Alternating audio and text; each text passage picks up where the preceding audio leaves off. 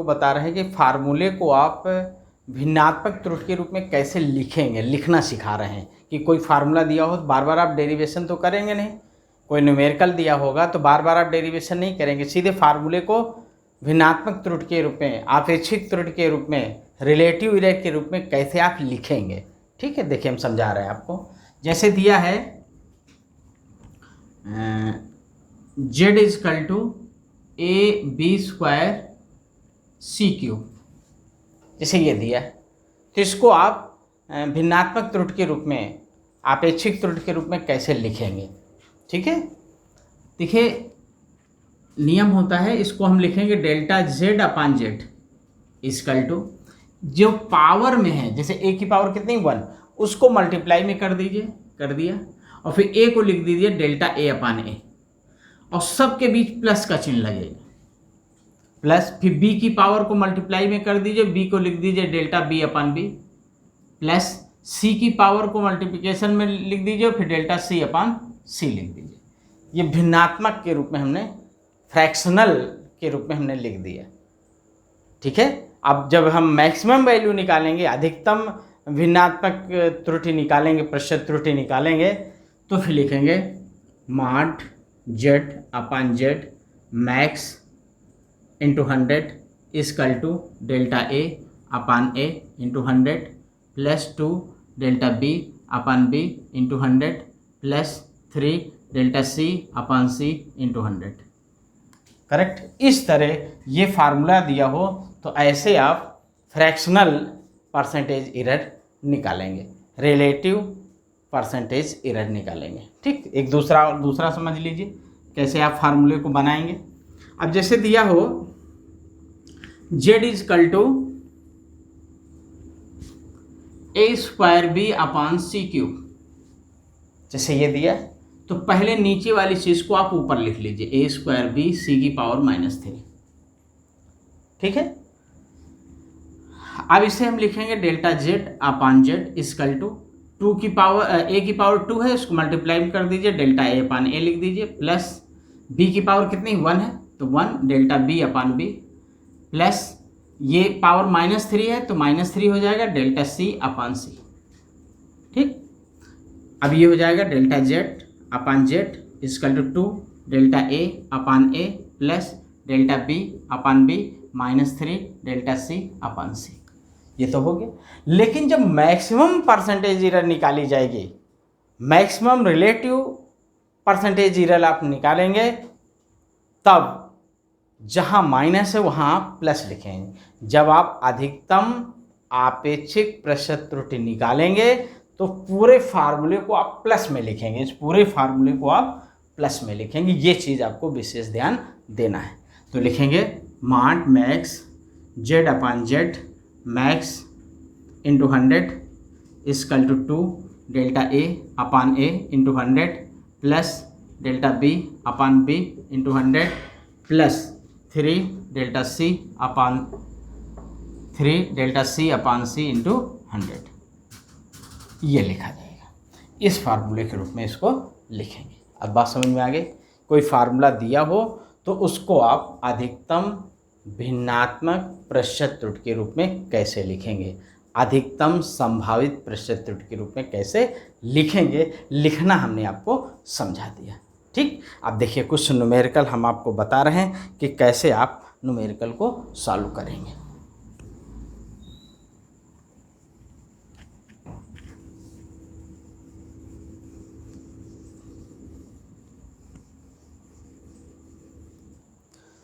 कहा जाए 1 मीटर पैमाने द्वारा 2 छड़ों की लंबाइयां मापी गई। 1 मीटर पैमाने द्वारा 1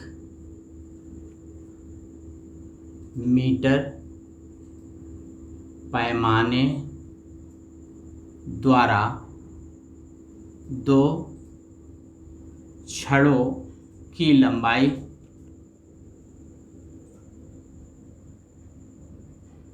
मापी गई। 1 मीटर पैमाने द्वारा 2 छड़ों की लंबाइयाँ, 2 छड़ों की लंबाई मापी गई। क्रमशः 50.0 सेंटीमीटर एवं 10.0 सेंटीमीटर, मतलब 50.0 सेंटीमीटर एंड 10.0 सेंटीमीटर, ये दो लंबाइयाँ मापी गई। आपको ये बताना है कि इस मीटर पैमाने द्वारा ये जो मापी गई हैं इसकी शुद्धता के विषय में बताना है। आगे लिख लीजिए, जबकि, यहाँ लिखेंगे जबकि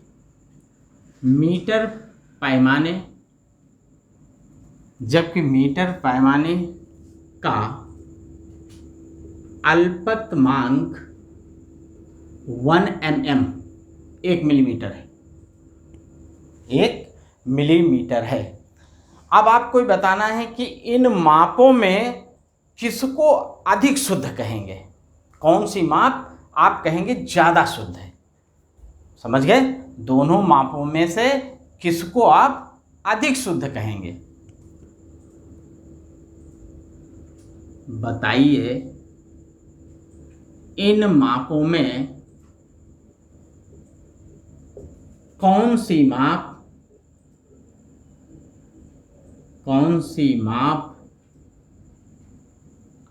अधिक शुद्ध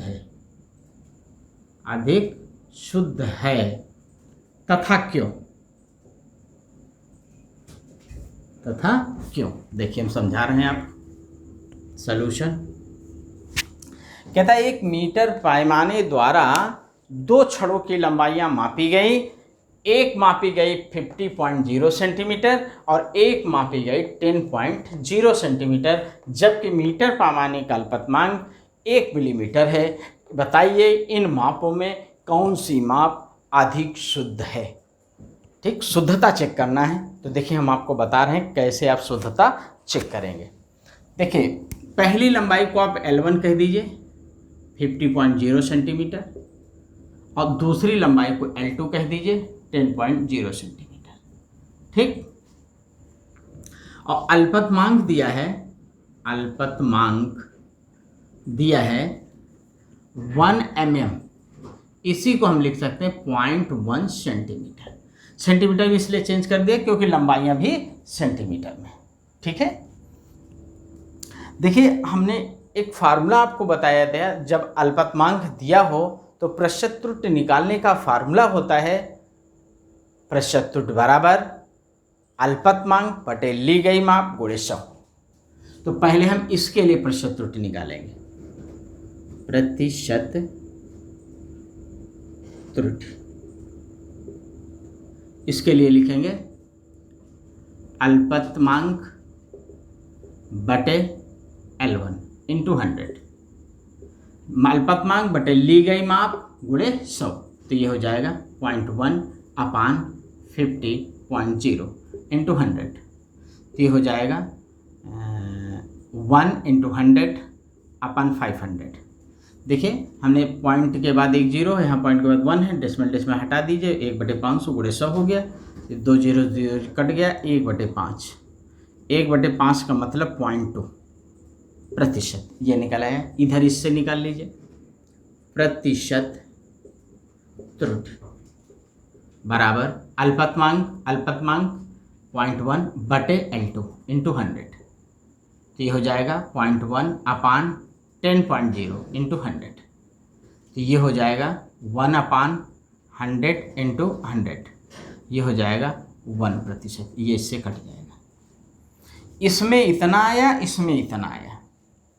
ठीक, हमें बताना है कौन ज़्यादा शुद्ध है। देखिए मापन में जिसकी प्रतिशत त्रुटि जितनी कम होगी वो मापन उतना ही शुद्ध माना जाता है। तो देखिए इसमें परसेंटेज एरर इतनी आई, इसमें परसेंटेज एरर इतनी आई, कौन सी कम है? ये कम है। ये परसेंटेज क्या है? कम है। इसका मतलब ये मापन ज़्यादा शुद्ध है अपेक्षा इसके। बात समझ में आ गई?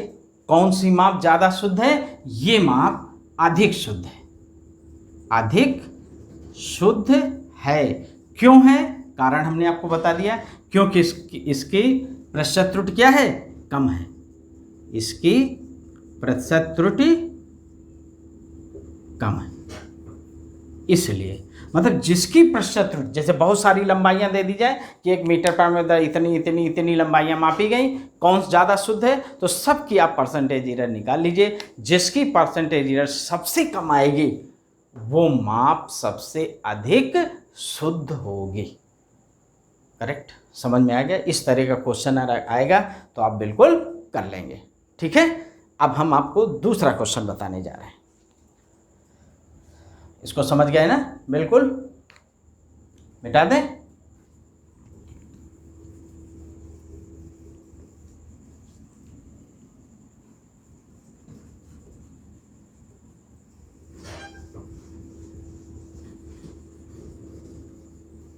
हाँ, अब देखिए दूसरा हम आपको बता रहे हैं, दूसरा कैसे आप निकालेंगे। किसी सरल लोलक द्वारा g का मान ज्ञात करने के लिए एक विद्यार्थी ने निम्नलिखित प्रेक्षण प्राप्त किए। सरल लोलक के द्वारा, सरल लोलक, सरल लोलक द्वारा g का मान ज्ञात करने के लिए एक विद्यार्थी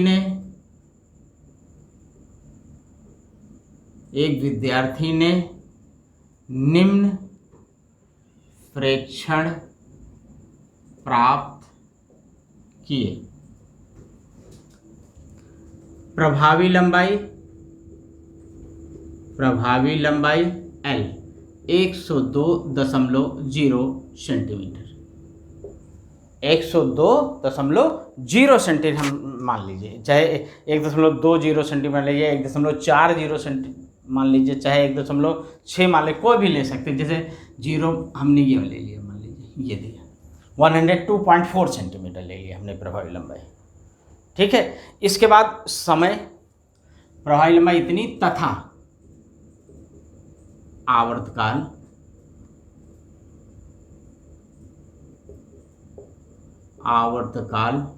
t 2.1 सेकेंड। ठीक, इस जगह आप 2.1, अब भाई कोई भी रिजल्ट है, 2.1 लीजिए, 2.4 लीजिए, 2.6 ले लीजिए।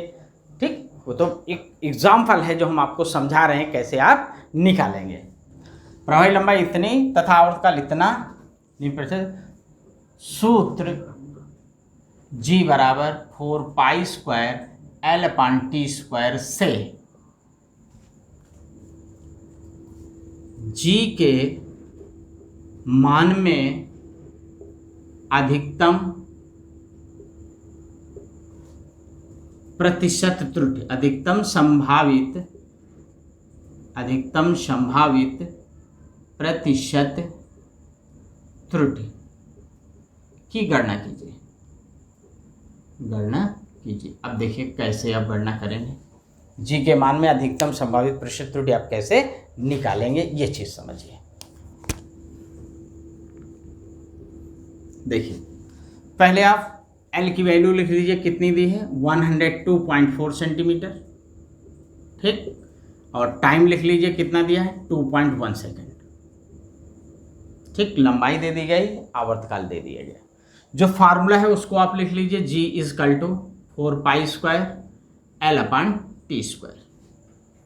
तो हमने अभी फार्मूला बनाना आपको बताए थे। अगर कोई चीज़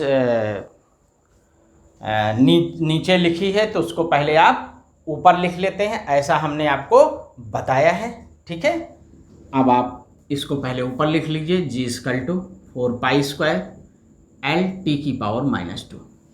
अब एक चीज़ और बता दें कि जब आप परसेंटेज एरर निकालेंगे तो परसेंटेज एरर कभी कांस्टेंट वैल्यू का नहीं निकलता है। 4 की वैल्यू हमेशा 4 ही होगी, पाई की वैल्यू 22/7 आप होती जानते हैं। तो इसमें कोई एरर का फार्मूला नहीं लगेगा, मीन्स फार्मूला लिखते समय इसका यूज़ हम नहीं करेंगे, इसको निगलेक्ट कर देंगे, इसको हटा देंगे।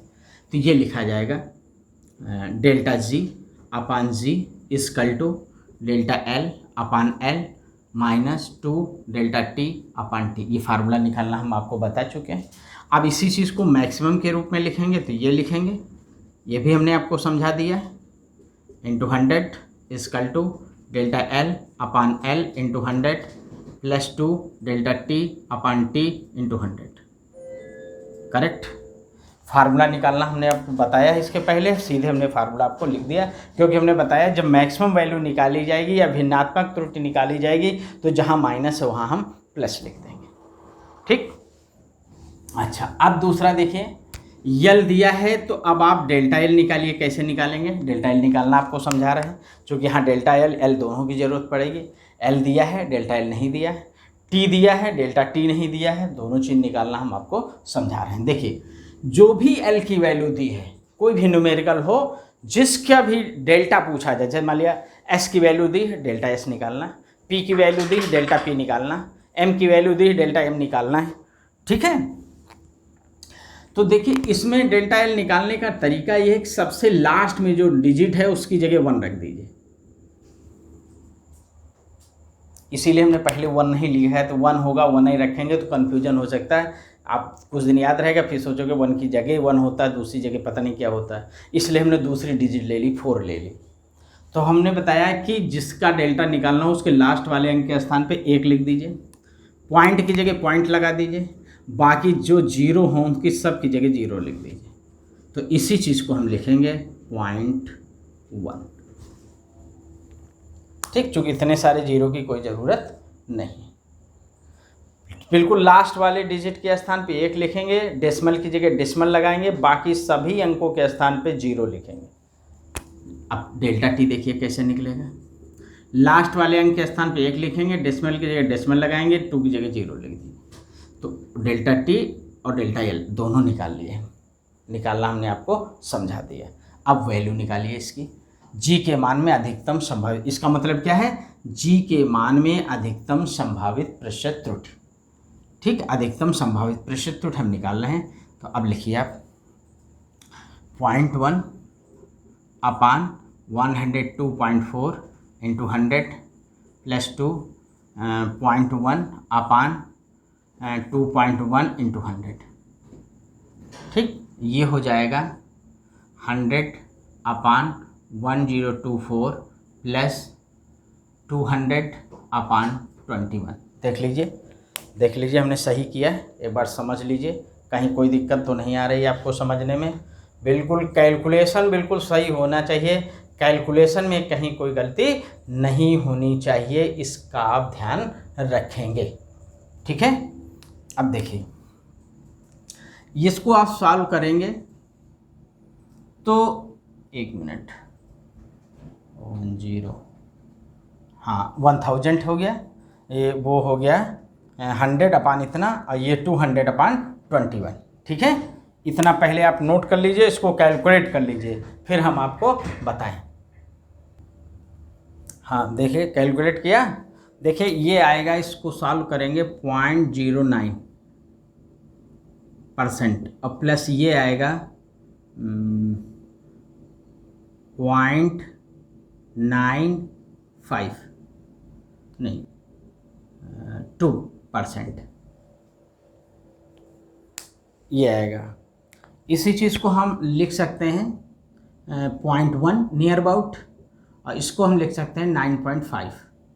अब इसको ऐड करेंगे 9.6% आएगा, 9.6% ये आ गया। जी के मान में अधिकतम संभावित प्रतिशत त्रुटि हो गई 9.6%। इस तरह आप प्रतिशत निकाल लेंगे कि कितना होगा। समझ गए? अब देखिए एक चीज़ यहाँ पे अलग अलग हम देखें तो ये रीडिंग जो ये परसेंटेज जो एरर आया लंबाई का आया और ये टाइम का आया, किस में ज़्यादा परसेंटेज एरर आ रही है? टाइम वाले में। इसका मतलब आवर्तकाल को मापने में ज़्यादा गलती हुई और लंबाई को मापने में कम गलती हुई, क्योंकि लंबाई की परसेंटेज एरर आई 0.1 और इसकी 9.5 आई। इसका मतलब ज़्यादा शुद्ध कौन सा मापन हुआ है? लंबाई का मापन ज़्यादा शुद्ध हुआ अपेक्षा आवर्तकाल के, लेकिन दोनों को हमने जोड़ा है तो 9.6% आ गया। बस समझ में आ गई? तो इस तरह इसका कैलकुलेशन हो गया। ठीक, अब अगला देखिए।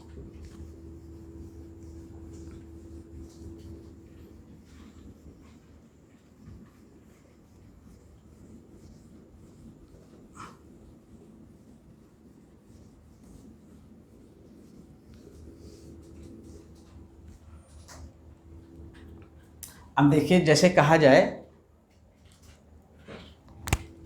अगला क्वेश्चन, किसी गोले की त्रिज्या को मापने में त्रुटि 3% है। किसी गोले की त्रिज्या को मापने में प्रतिशत त्रुटि 3% है। तो बताइए कि उसके आयतन को मापने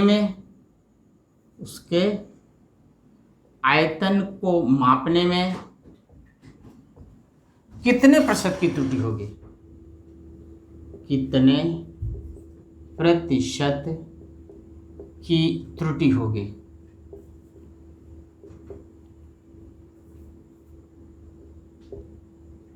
आयतन के मापन में कितने प्रतिशत की त्रुटि होगी।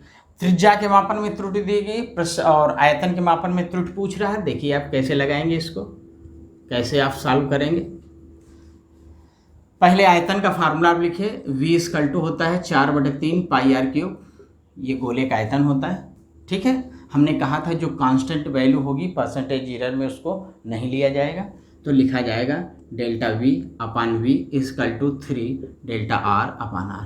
केवल ये लिया जाएगा, ये लिया जाएगा, ये इतनी चीज़ नहीं ली जाएगी, ठीक। ये हो जाएगा ΔV/V माट मैक्स × 100 = 3 ΔR/R × 100। देखिए इसका मतलब है त्रिज्या के मापन में प्रतिशत त्रुटि। इसका क्या मतलब है, त्रिज्या के मापन में प्रतिशत त्रुटि कितनी है, 3% है। तो इसको मल्टीप्लाई कर दीजिए 9%। ये आयतन के मापन में प्रतिशत त्रुटि निकल आई 9%। ये क्या है, आयतन के मापन में अधिकतम प्रतिशत त्रुटि बराबर कितनी आ गई, 9% आ गई। तो इस तरह अगर किसी एक चीज़ की प्रतिशत त्रुटि दी है, दूसरे की पूछी जा रही है, तो इस तरह आप उसको कैलकुलेट कर लेंगे, ठीक है। अब देखिए अगला,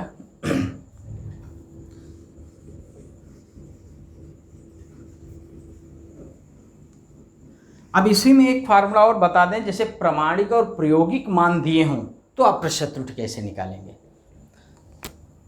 प्रायोगिक और प्रामाणिक मान दिए हों तो प्रतिशत त्रुटि का फार्मूला होता है प्रतिशत त्रुटि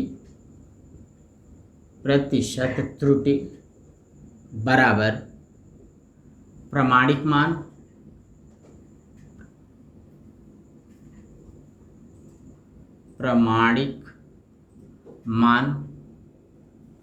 अंतर प्रायोगिक मान बटे प्रामाणिक मान गुणे 100। ये फार्मूला होता है।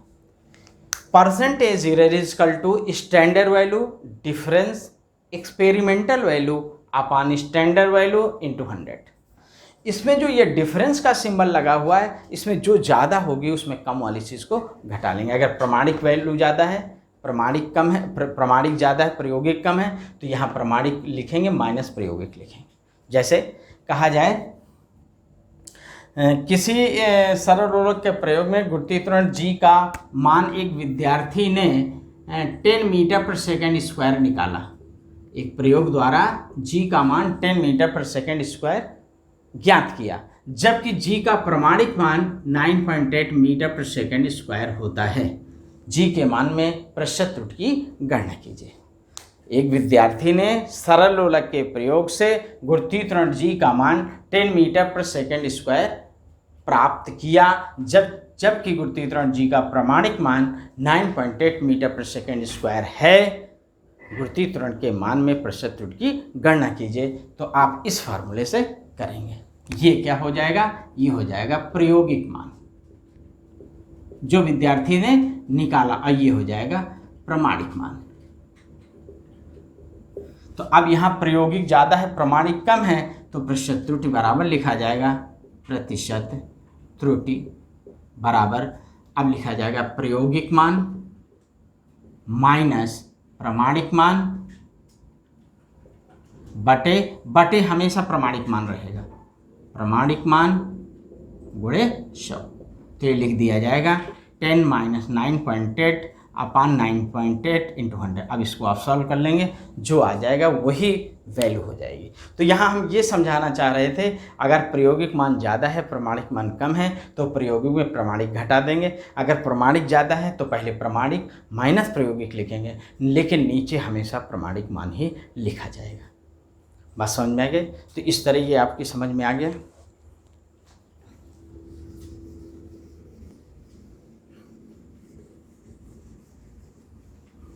अब जैसे कहा जाए कि किसी प्रयोग में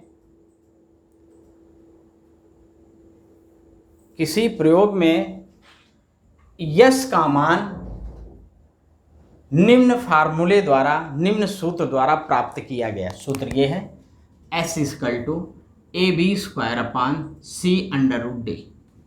कहा जाए कि किसी प्रयोग में यश का मान निम्न सूत्र द्वारा प्राप्त किया गया है, जिसमें A, B, C और D के मापन में त्रुटियां क्रमशः 4%, 3%, 2% और 1% हैं। तो यश के मापन में अधिकतम संभावित प्रतिशत त्रुटि की गणना कीजिए।